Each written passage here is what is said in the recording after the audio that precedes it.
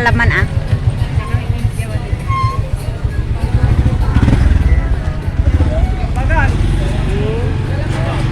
Magbabayad ako ng kuryente. Ay, internet. Yan yung PLDT.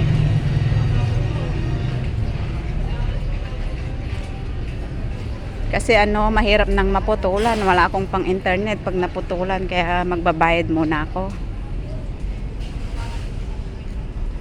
Yan siya. Dito sa Manawag guys, pag pumunta kayo dito, marami namang makikita. Yung simbahan, matagal na yan. Kaya pwede kayong pumasyal dyan. Tourist spot na yan. Maganda ang Manawag Church. Pasyal lang kayo guys. Magbayad ako ng sa PLDT namin. Yan siya.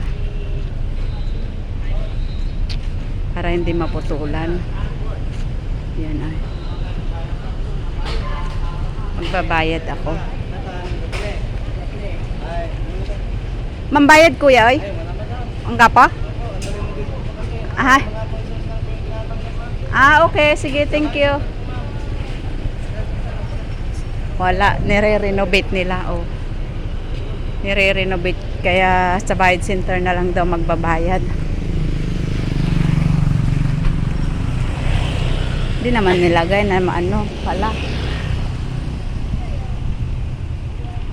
Yan, parang uulan na naman guys. May ano na naman.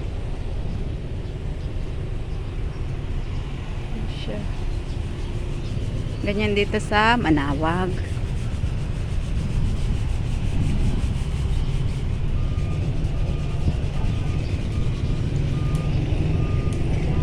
Ano guys, kausap ko kanina yung apo ko, nalulungkot ako. Si Marga, kausap ko kanina. Oh, yan o. Ito yan sa Manawag. Yan yung Super 8.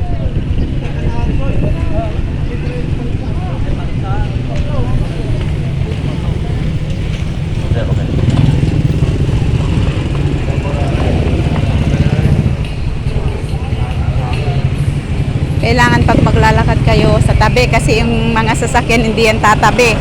Ikaw na tao ang tatabi. Kahit nakikita ka nilang nakaano.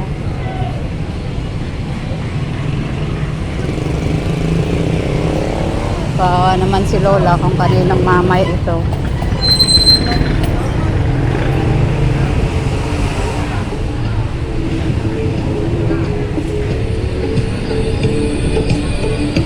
Yan yung ano, dito, ang ano, Manawag Market. Punta akong bayad center, magbabayad ako ng ano, internet kasi sarado nga yung doon sa kabila. Yan. Bye guys.